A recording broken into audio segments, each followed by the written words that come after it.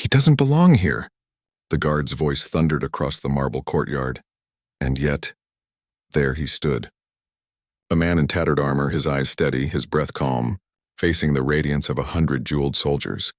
The alien sun shimmered above the white towers of Aurelthia, its gold light bathing the palace in a surreal glow. Around the man, the air pulsed faintly, as if the planet itself were watching.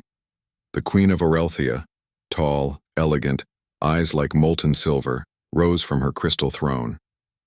"What creature stands before me?" she asked coldly. Her daughter, Princess Lyra, stepped forward. The palace gasped in unison. The Queen's question hung heavy in the golden air. Ethan, though surrounded, didn't flinch. His boots scraped faintly against the marble floor. Behind him, the wind carried faint echoes of a human battlefield. Distant, dying. Lyra took a slow breath, her voice trembling but clear. "He is my chosen one." The words froze the room. Even the golden fountain seemed to stop mid-song. Queen Seraphine's gaze darkened. "A human?" Lyra nodded, her chin lifting. "He saved me when our skyship fell through the rift. When the fire came, he shielded me. When I was dying, he gave me air to breathe. I owe him more than life, Mother." Ethan didn't speak. He only watched, as though standing at the edge of two worlds that would never meet. The Queen descended the steps. Each footfall echoed like a verdict. "You owe him gratitude, not your heart." Lyra's fingers tightened. "You once told me love is the highest vow of courage. And yet courage can be foolish," Seraphine snapped. "Look around, child. He is fragile." "He bleeds red," the court murmured. The guards shifted. The moment rippled with tension. Something sacred was about to fracture. Ethan finally spoke, his voice low but steady. "Your Majesty, I didn't ask for her love. I only wanted her safe." The Queen's eyes flickered just once with curiosity. "And yet she stands beside you, defying her crown." Outside, thunder rolled over Aurelthia's twin moons. Lyra took Ethan's hand. The light around them dimmed as though the palace itself couldn't bear the sight.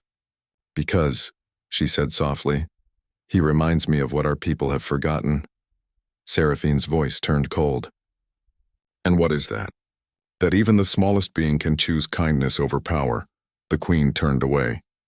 "Guards, prepare the gate. He returns to his world at dawn." The courtyard stirred in disbelief. Lyra's heart thudded like a drum. She stepped forward, her voice breaking. "You can't. He won't survive the passage again." "It is not my concern," the Queen said, eyes fixed on the horizon. "Aurelthia will not fall to chaos because of a human's heartbeat." Ethan stood silent, but inside his chest a storm gathered. He bowed. "If it means her safety, I'll go." Lyra's hand shot out, gripping his wrist. "No," the Queen paused at the doorway. "Then, Princess, you will choose your crown or this man."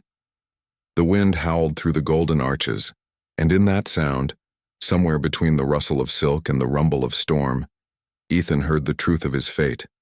This was not his world, but it had become his reason to fight again. Lyra's tears glittered like silver shards.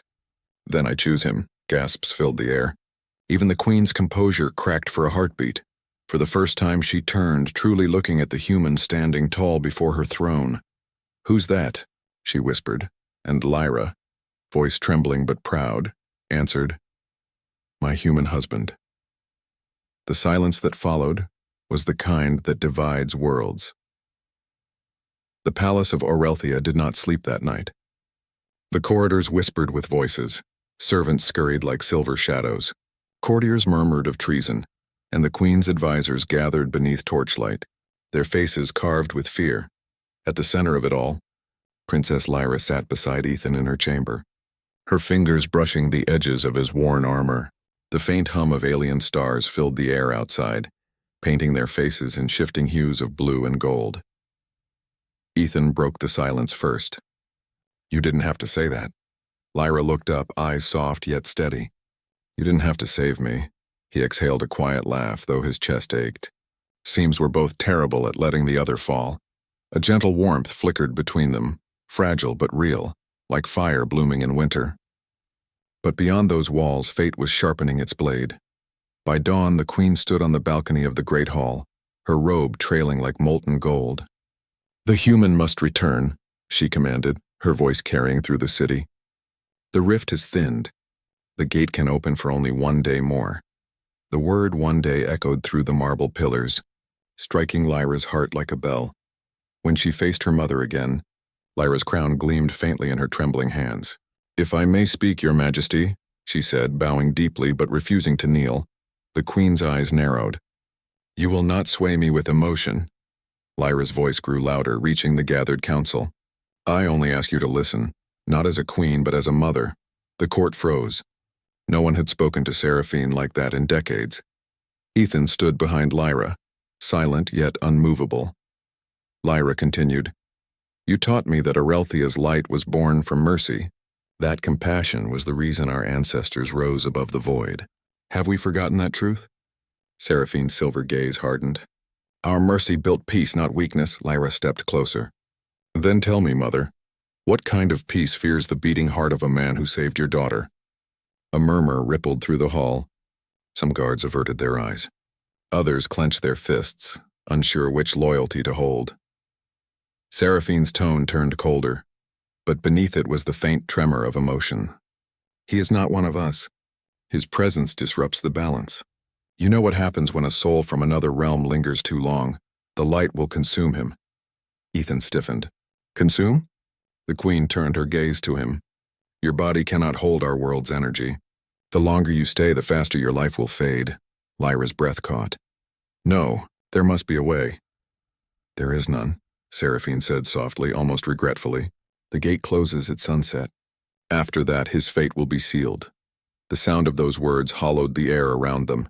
Ethan finally spoke, his tone quiet, but certain. "Then I'll go. I'd rather die on my own world than let yours burn for me." Lyra's head snapped toward him. "No, you promised me." "I promised I'd keep you safe," he interrupted gently. "This is how I do that." She shook her head, tears threatening to spill. "You don't understand, Ethan. I can't lose you to the dark between worlds." "Not again." The Queen turned away, concealing the faint shimmer in her own eyes. "Prepare the gate," she ordered. Before sunset, when the hall emptied, Lyra fell silent. The hum of energy in the air seemed to grow heavier, pressing on her chest. Ethan knelt beside her. "You can't fight her forever." Lyra met his gaze, steady, unyielding. "Then I'll fight time itself." A soft wind rustled through the chamber, carrying the scent of rain and starlight. "I don't belong here," Ethan whispered. She cupped his face in her hands. "Maybe not, but my heart does." Outside, thunder rolled across the horizon, marking the beginning of the last day they might ever share. Lyra rose, her eyes gleaming with fierce resolve. "Then before the sun sets," she whispered, "I'll find a way to keep you alive. Even if I have to defy the stars themselves." The first light of Aurelthia's twin suns glimmered against the polished towers, but the palace corridors felt colder than any winter Lyra had known. News of her defiance had spread like wildfire. Whispers, sharp and curious, threaded through the courtyards. Even the guards, loyal to the crown, hesitated as they passed Ethan's chambers. Lyra moved beside him, her hand brushing against his arm. Not a touch of comfort, but a shield against the fear crawling over her chest. "We can't waste time," she said, her voice low. "If the gate closes, nothing will stop them from taking you away. Permanently." Ethan's gaze followed her. "You sound like a commander, not a princess." She smiled faintly, though her stomach twisted. Desperate people do desperate things. Outside, the palace gardens were bathed in liquid gold. The fountains whispered their crystalline songs, and the alien flora trembled under a light wind. But a shadow moved among the petals, a watcher unseen. The Queen had not sent her guards this time. She had sent something far subtler. Lyra paused, sensing it before she could see it. Her heart skipped. Ethan stiffened beside her. A faint hiss sliced the air, a sound almost human, almost mechanical. Something was waiting for them near the gate. The gate stood at the edge of the cliff, its silver frame humming with energy. It was a structure older than the city itself, forged in light and fire, with cracks that glimmered like veins of molten gold. Beyond it, the rift flickered, a doorway between dimensions, chaotic and unstable. "Time is shorter than I thought," Lyra said, gripping Ethan's hand. "The energy from the gate will start pulling you in any moment." Ethan's fingers tightened around hers. "Then we need a plan, one that doesn't involve the Queen noticing." Lyra's eyes scanned the horizon. The queen had sent no one yet, but instinct screamed that the palace would be watching from every reflective surface, every prism of light. They had perhaps hours, maybe minutes. A sudden tremor shook the cliff. The shadow that had lingered in the gardens revealed itself, a figure clad in midnight armor, its face masked by a black visor. It moved with a silence that contradicted the weight of its weapons. Lyra gasped. "Mother's agents?" she whispered. "They've come early." The figure stepped closer and the air around it shimmered. Ethan moved in front of Lyra. "You'll have to go through me first," he said, voice steady but edged with steel. The agent raised a hand and a thin blade of light extended, a weapon that hummed like a living thing. The energy rippled toward Ethan, who braced himself. Lyra felt her pulse spike. "Ethan, don't—" But before the attack could strike, a surge of pure energy radiated from the gate. The air crackled. The ground quivered.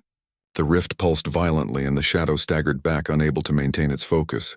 "This way," Lyra shouted, grabbing Ethan's wrist and dragging him toward the swirling portal. Behind them, the agent recovered and lunged, but the energy from the gate was chaotic, unpredictable. The pulse of light threw the figure off balance, sending it stumbling into the cliffside flowers, scattering petals that glowed faintly in the morning sun. Ethan's breathing was heavy. "We won't get another chance if that closes." Lyra's eyes flickered toward the rift. The chaos beyond the gate was mesmerizing, a storm of colors, of worlds colliding, yet within it, she glimpsed the human soldier's battlefield from Ethan's past. War and death had followed him here, bleeding into her world. "Then we jump now," she said, resolve hardening. Ethan nodded. "Hold on." Together they sprinted. The cliff wind roared past them, carrying with it the scent of ozone and alien flora. As their feet touched the threshold, the energy of the gate wrapped around them, cold and warm at once, tugging at their bones, pulling at their very essence. Lyra's mind screamed. Her heart threatened to shatter, but she clung to Ethan, to the warmth of his hand. "Whatever comes next, we face it together." The rift trembled violently, and then they were gone. Somewhere beyond time and space, a shadow stirred, and Queen Seraphine's voice whispered through the void, "If she defies me, let the human world consume him, and see if her heart survives." The rift spat them into a place that neither belonged to Lyra nor Ethan. The sky above roared in shifting hues of violet and orange, clouds fracturing like shards of glass. The air smelled faintly of smoke and rain, but carried a strange tang, metallic, electric, alive. The ground beneath their feet pulsed as if the world itself had a heartbeat. Ethan staggered, clutching his chest. "Where are we?" Lyra glanced around, her eyes wide, drinking in the impossible landscape. Mountains floated like drifting islands, rivers glimmered with molten light, and creatures that seemed carved from shadows and fire prowled the edges of vision. "I don't know," she whispered, "but it's not Aurelthia. Not anywhere I've ever known." The rift had not delivered them to safety. It had delivered them to a threshold, a liminal world where energy bled between dimensions. Time felt fractured. One moment the sun burned bright, the next darkness swallowed them whole. Even Ethan, a man who had faced death on battlefields, felt a pulse of unease creep into his bones. "We can't stay here," he said, voice low. "The longer we linger, the more unstable this place becomes. It'll consume us if we aren't careful." Lyra nodded. Her fingers trembled as she brushed her hair from her face. "Then we need to move, quickly." They began walking across a jagged plain that seemed to stretch infinitely.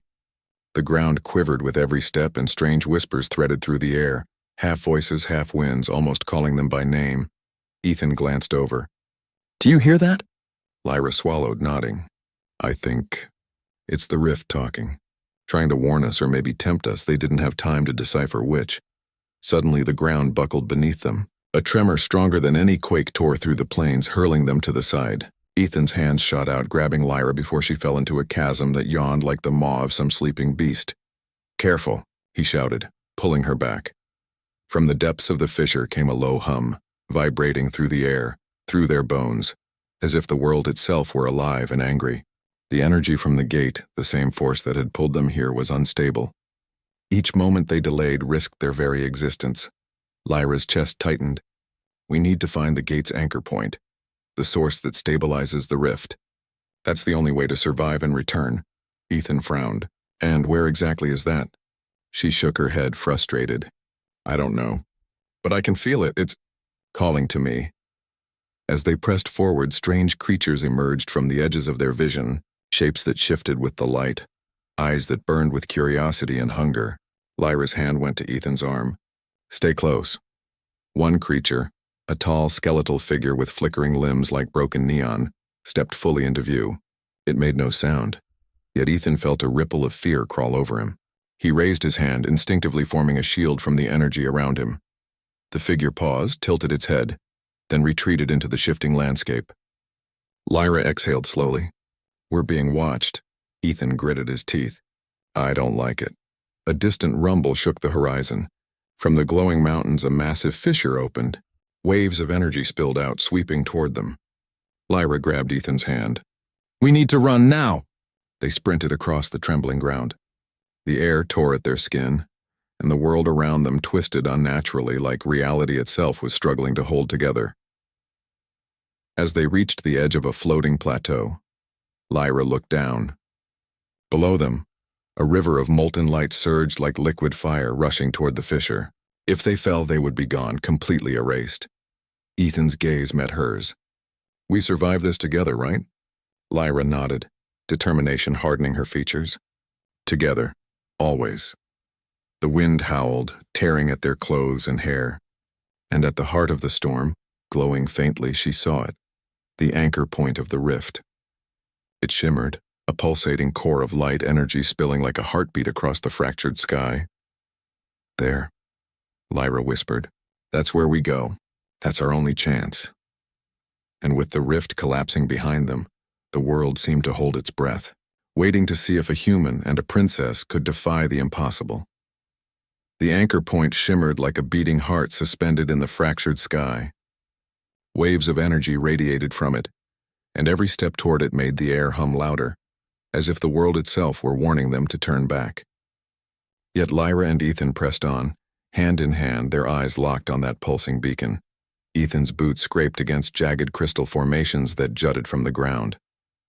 I've survived wars, he said, his voice steady but edged with tension.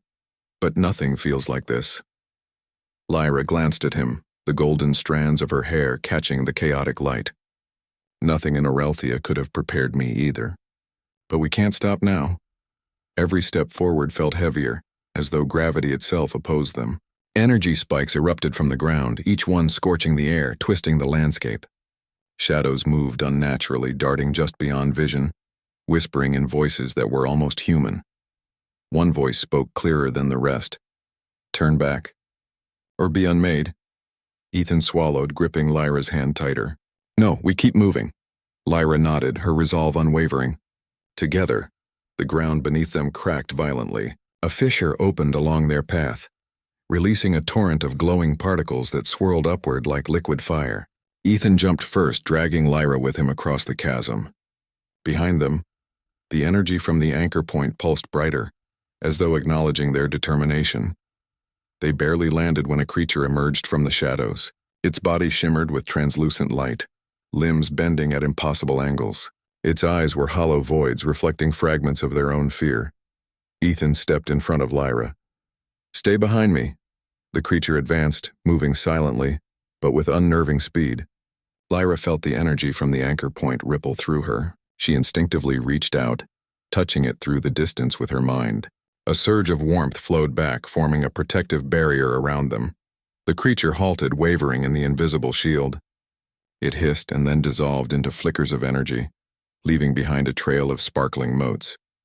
Ethan exhaled, his shoulders slumping slightly. Whatever that was, it didn't like you. Lyra shook her head. No, it didn't like us. It's testing if we belong here, if we're worthy. The anchor point drew nearer. As they approached, the energy grew stronger, almost unbearable. Ethan felt it pressing against his chest, threatening to pull him apart.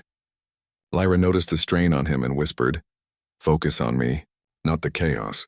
Focus on me. He looked into her eyes and nodded. Every ounce of fear and doubt melted in that gaze.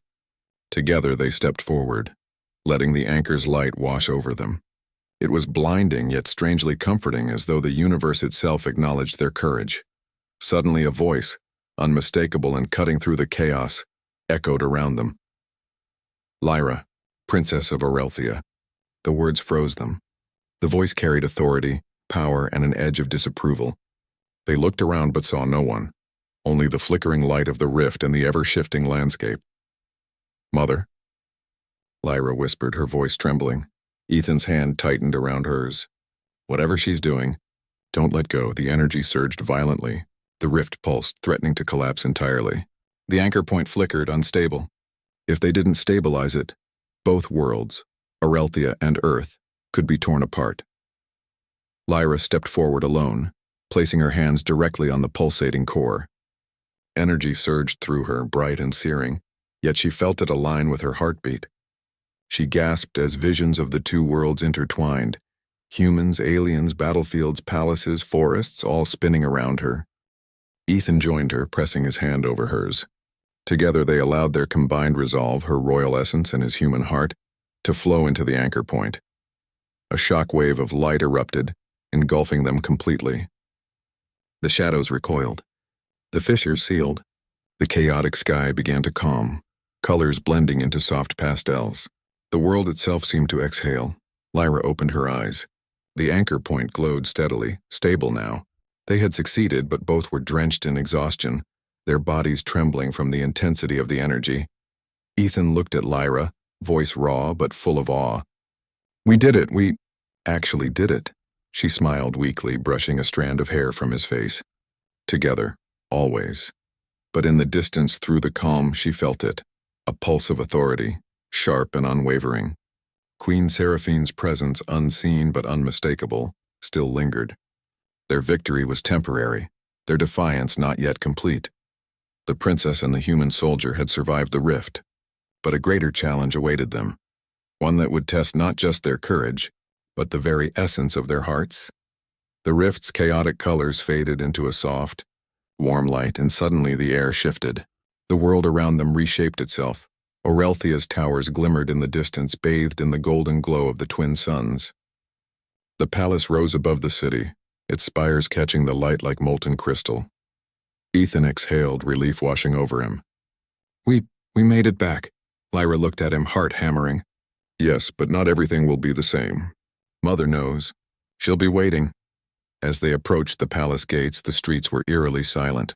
Courtiers and guards lined the walkways, their eyes wide with shock and curiosity. The news of their survival had spread quickly. Everyone had expected the gate to consume him, to erase him completely. Yet here he was, walking beside the princess. The queen's silver robe shimmered in the sunlight as she descended the throne room stairs. Her eyes, sharper than any blade, fixed on Ethan. "You have returned," she said, voice cold, almost unreadable. Lyra stepped forward, her hand brushing Ethan's. "Yes, mother. We've returned." The queen's gaze softened slightly, though her posture remained unyielding. "You have survived what should have been impossible. But do not think that grants you freedom. A human's place is not in Aurelthia, and yet you remain." Ethan bowed his head, respect in his posture. "I stand here only because I protected your daughter. I never sought your favor." Seraphine's eyes flickered just once, betraying a trace of curiosity. "And yet the very essence of this world did not destroy you, perhaps. There is more to humanity than I allowed myself to believe." Lyra's chest tightened with hope. "Mother, Ethan didn't just survive. He endured. He protected me. He showed courage when everything around us fell apart." The queen's expression hardened. "Courage is not enough to bend the laws of Aurelthia. If you wish to keep him by your side, princess, you must accept that the court, the people, and even the stars themselves may challenge your choice." Lyra straightened, determination blazing in her eyes. "Then I accept it. I choose him no matter the cost." A soft breeze rustled through the throne room, carrying the faint scent of alien blooms. For the first time, the palace seemed to hold its breath, as though even the walls waited to see what the queen would decide.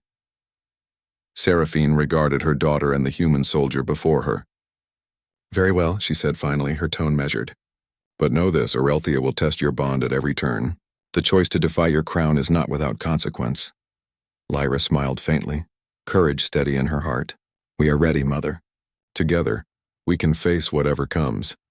Ethan glanced at her, feeling the warmth of her hand and the certainty in her voice. "Whatever comes," he repeated, "we face it together."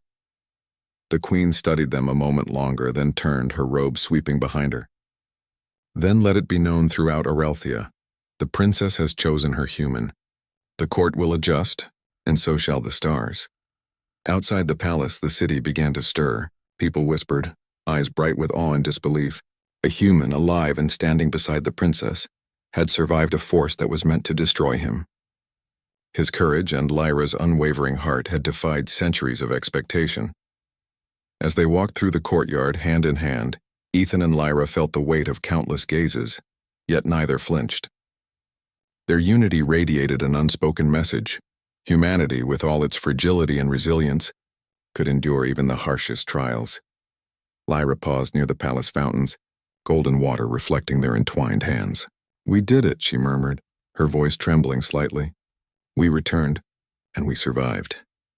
Ethan smiled, brushing a strand of hair from her face. "We did more than survive. We proved that love, that courage, can transcend worlds." In the distance, Queen Seraphine watched silently, the lines of her face softened by contemplation. She could not deny it. Humanity's spark, fragile and unpredictable, had shone brightly in the heart of her daughter, and for the first time the stars themselves seemed to shift, acknowledging a new order, one where courage, love, and human resilience could claim a place even among the alien towers of Aurelthia. The palace gardens shimmered beneath Aurelthia's twin suns, golden light spilling across fountains and crystalline paths. Flowers swayed gently in a wind that smelled of rain and warmth. It should have been serene, but tension still lingered in the air. The court gathered once more, summoned by the queen to witness a moment that would forever shift their world. Princess Lyra walked at Ethan's side, her hand in his. Her posture was regal yet relaxed, radiating confidence born not from birthright but from love and choice. The murmurs of courtiers followed them, some in awe, others in disbelief. At the head of the assembly, Queen Seraphine rose from her throne, her silver robes flowing like molten light. Her gaze swept over the crowd, then fell on Ethan. "Once again the impossible stands before us," the queen said, her voice carrying authority and curiosity in equal measure. "A human, one who defied the rift, defied the laws of Aurelthia, and yet lives." Ethan inclined his head respectfully. "I stand only because I served and protected Princess Lyra." Lyra stepped forward, lifting her chin. Her voice rang clear through the hall, unwavering. "And I choose him." Gasps rippled through the assembly. The air crackled with tension as courtiers exchanged shocked glances. The queen's silver eyes narrowed, but instead of anger there was an inscrutable glimmer. Thoughtfulness, perhaps even pride. Seraphine rose fully, her voice softening, yet commanding. "You risk everything, Lyra. Your crown, your legacy, the loyalty of your people." Lyra's gaze never wavered. "And I risk nothing I cannot bear. Because love, courage, and humanity cannot be measured by crown or law.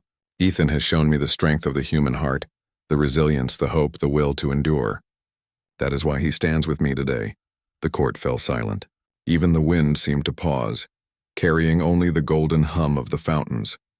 Queen Seraphine studied the human before her, the man who had crossed worlds, survived the rift and faced forces that could erase life itself. For decades she had believed only Aurelthians could survive such trials.